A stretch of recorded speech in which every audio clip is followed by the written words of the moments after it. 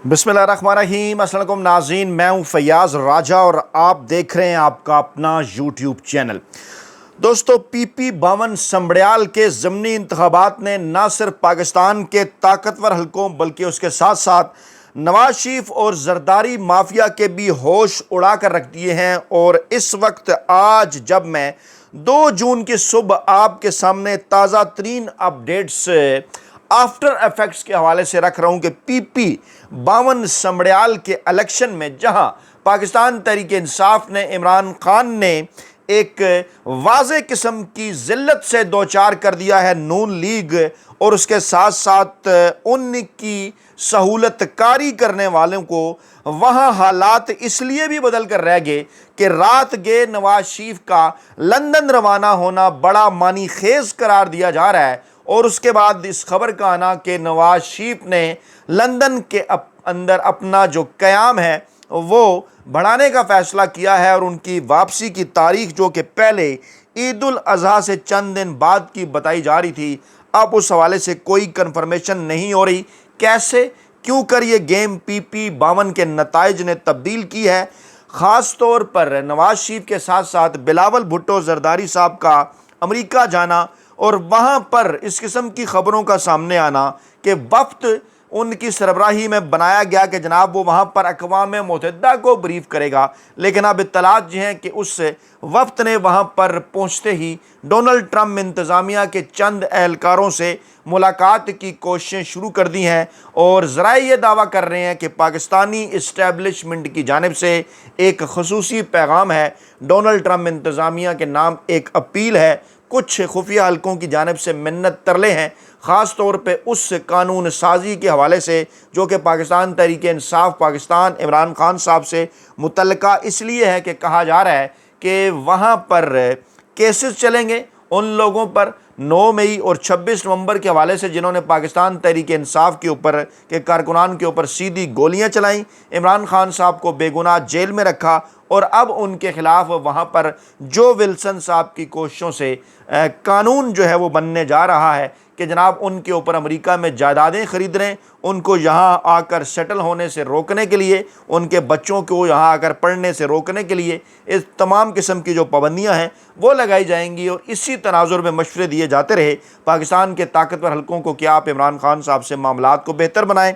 अच्छा, ये इम्पॉर्टेंट इसलिए भी है जो PP 52 समड़ियाल का इलेक्शन है और इसके जो आफ्टर इफेक्ट्स हैं, नवाज शरीफ साहब का लंदन जाना एक किस्म का जिसे फ़रार करार दिया जा रहा है पाकिस्तान तहरीक इंसाफ के हलकों की जानिब से, और भागम भाग बिलावल भुट्टो जरदारी का अमेरिका वाशिंगटन पहुंचना, ये इसलिए भी अहम है कि जो रिपोर्ट्स पहुंचाई गई थी ताकतवर हलकों को बंद कमरों के अंदर, वो रिपोर्ट ये थी कि जनाब इमरान खान साहब की मकबूलियत कम हो चुकी है, पाकिस्तान के ताकतवर हलकों इस्टेब्लिशमेंट की मकबूलियत में इजाफा हो चुका है। और ख़ास तौर पर पाक भारत जंग के माहौल के बाद ये कहा जा रहा था कि अब चाहे एक टेस्टर के तौर पर पाकिस्तान तहरीक इंसाफ को वहाँ पर एक जलसा करने की इजाज़त भी दी जाए, लोगों को बाहर आने की इजाज़त भी दी जाए, ज़रा थोड़ा सा माहौल बनाया जाए और बाद में हम कहें कि जनाब तमाम तर चीज़ों के बावजूद देखिए हमने तो बड़ा मौका दिया और पाकिस्तान तहरीक इंसाफ को हुई यहाँ पे शिकस्त, लेकिन तमाम तर गेम मुकम्मल तौर पर हो चुकी है तब्दील और जाली फार्म 47 भी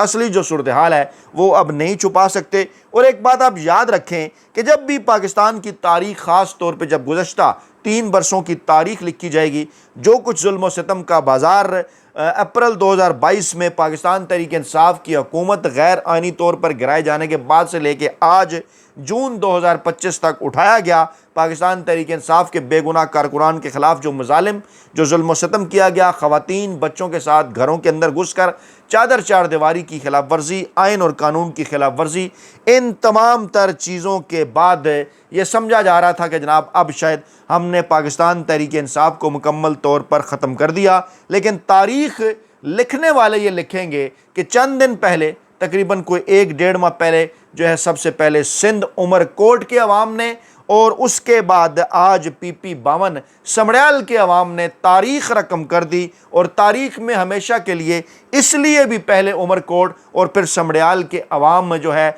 वो अमर हो गए हमेशा के लिए कि सख्त तरीन माहौल के अंदर वो इमरान खान साहब के साथ डट कर खड़े हुए। बल्कि समड़ियाल के अवाम को तो ज़्यादा क्रेडिट जाता है उमरकोट के अवाम से भी कहीं ज़्यादा, کیونکہ ایک بڑا امتحان اس لیے بھی تھا کہ اس قسم کی جعلی رپورٹس جو ہیں وہ پھیلائی جا رہی تھیں میڈیا کے اوپر کہ جناب خدا نخواستہ عمران خان صاحب کی مقبولیت کم ہو گئی ہے پاک بھارت جنگ کے بعد، حالانکہ یہ بالکل کوئی بات بنتی بھی نہیں تھی۔ اس جنگ سے پہلے بھی اور اس جنگ کے بعد بھی عمران خان صاحب کے مقبولیت میں اضافے کی وجہ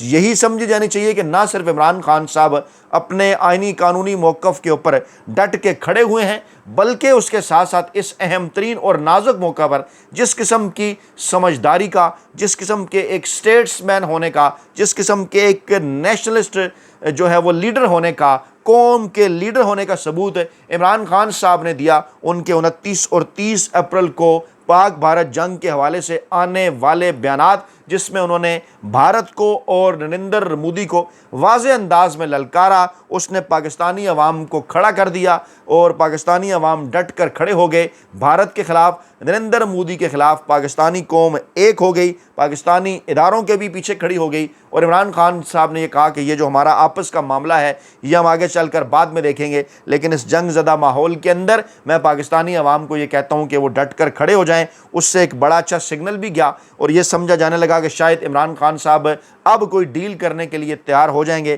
ہماری شرائط مان لیں گے۔ لیکن اس کے بعد ایک ہفتے کے اندر انصار عباسی کی اس تحریر سے لے کر کہ جناب عمران خان آخر چاہتے کیا ہیں، اور پھر اس تحریر تک جس میں آج وہ یہ کہہ رہے ہیں کہ عمران خان صاحب کی عید سے رہائی کا کوئی امکان نہیں، عید سے پہلے رہائی کا کوئی امکان نہیں، اور اس سے پہلے ان کی 2 تحریریں کہ جناب لاہور میں گروپ آیا ہوا ہے، اسلام آباد میں گروپ آیا ہوا ہے امریکہ سے تاجروں اور ڈاکٹروں کا، عمران خان صاحب سے ملاقات کرنا چاہتے ہیں، اور پھر لنک کرنا کہ 5 جون کو اسلام آباد ہائی کورٹ میں جو عمران خان صاحب اور بشرا بی بی صاحبہ کے کیس کی سماعت ہے، جس کے متعلق یہ دعویٰ کیا گیا تھا نجم سیٹھی ہوں یا پھر حفیظ اللہ نیازی ان کی جانب سے کہ جناب عمران خان صاحب کو ممکنہ ریلیف مل سکتا ہے۔ لیکن جب عمران خان صاحب نے تحریک چلانے کا اعلان کیا، عمران خان صاحب نے کہا کہ جب علیمہ خان نے عمران خان کا پیغام بھیجا کہ جناب آپ کیا چاہتے ہیں انصار عباسی کے کالم کے جواب میں کہ آپ بتائیں آپ کیا چاہتے ہیں، ہم آپ کے ساتھ بیٹھ جاتی ہیں خواتین، آپ کیسے کیوں کر عمران خان صاحب کو چھوڑیں گے۔ اور پھر جب آگے سے میسج ملا کہ جناب یہ 3 شرائط ہیں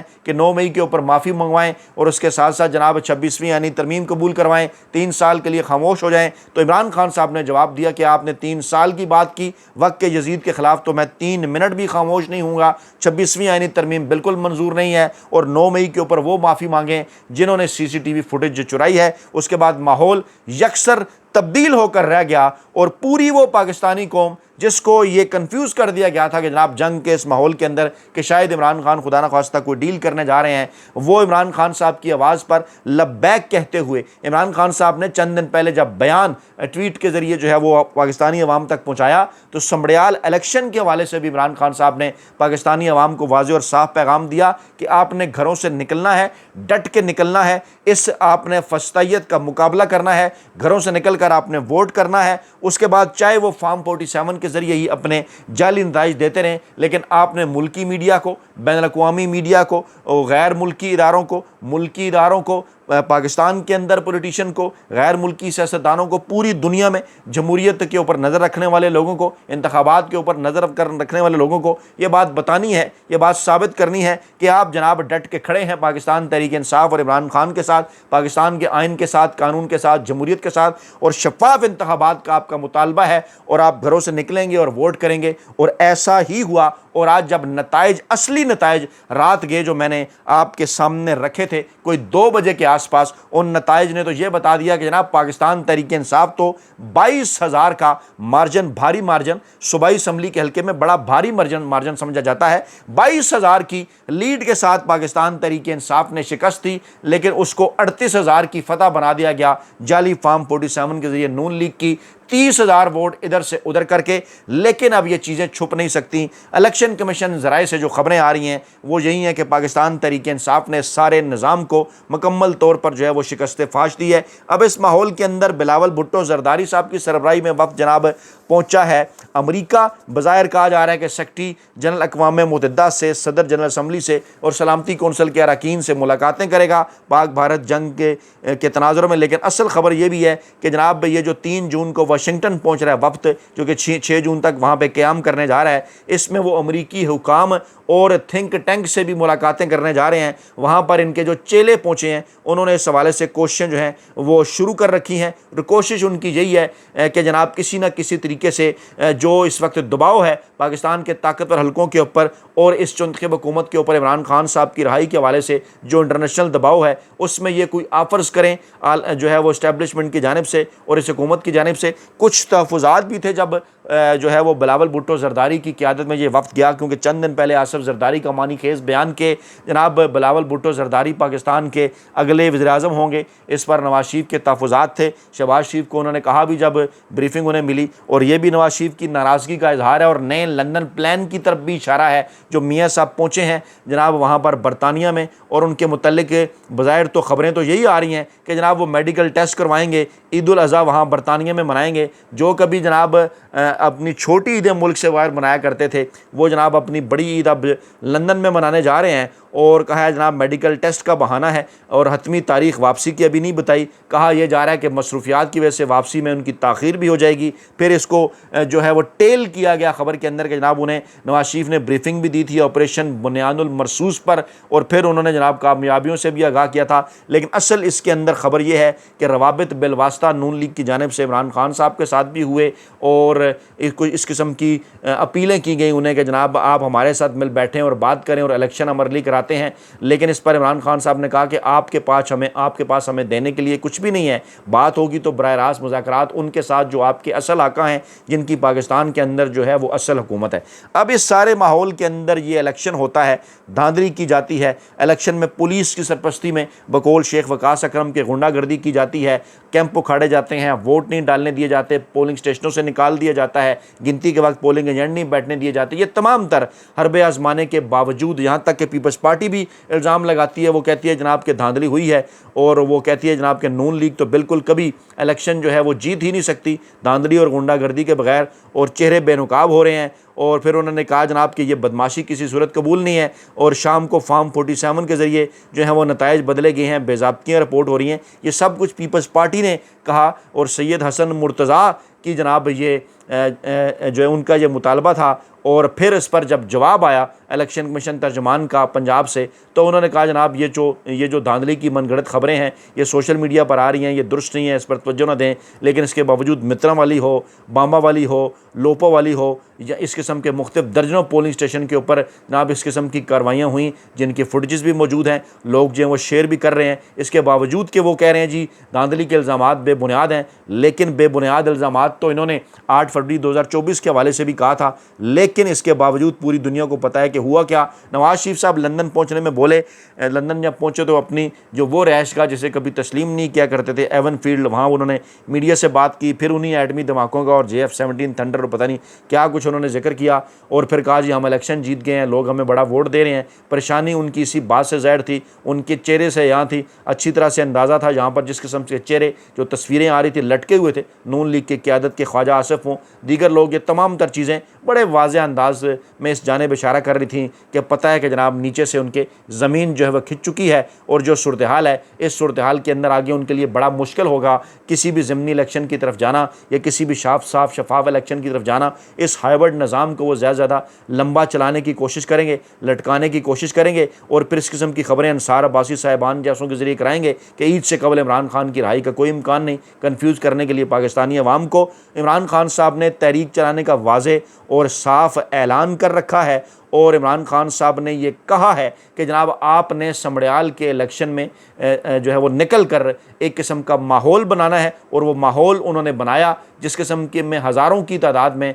جو ہے وہ لوگ آج بھی نکلے گھروں سے۔ اس کے بعد پھر انہوں نے ریلیاں بھی نکالی فتح کی اور جشن کی، اس سے پہلے جلسے بھی کیے۔ یہ تمام تر چیزیں ایک ہی جانب اشارہ کر رہی ہیں کہ 2 سالوں کے اندر جناب جو کچھ بھی انہوں نے کیا، جو ہے وہ گزشتہ 3 برسوں کے اندر جو کچھ بھی انہوں نے کیا 2022 سے لے کے 2025 تک، اس پر یہ بالکل کسی طریقے سے بھی عوام کو نہیں ڈرا سکے، اور تاریخ جو ہے وہ سمڑیال کی عوام نے آج رقم کر دی، اور بنیاد بنے گی آگے چل کر جو عید کے بعد تحریک چلنے جا رہی ہے پاکستان تحریک انصاف کی، جس میں تمام تر کشتیاں جلا کر عمران خان صاحب نے قیادت کو کہا ہے کہ انہوں نے آنا ہے، جس میں بڑے لیول کے اوپر تبدیلیاں بھی ہو رہی ہیں۔ عمران خان صاحب براہ راست اس تحریک کی قیادت کر رہے ہیں، طریقہ کار کیا ہوگا انہوں نے علی ظفر کو جو ہے وہ سینیٹر علی ظفر کو بتایا ہے، آگے چل کر وہ پاکستانی عوام سے اس کو شیئر بھی کریں گے۔ اس دوران نواز شریف صاحب کی لندن آنیاں جانیاں، بلاول بھٹو زرداری صاحب کی واشنگٹن آنیاں جانیاں، اطلاعات ہیں کہ اسٹیبلشمنٹ کے ہانگی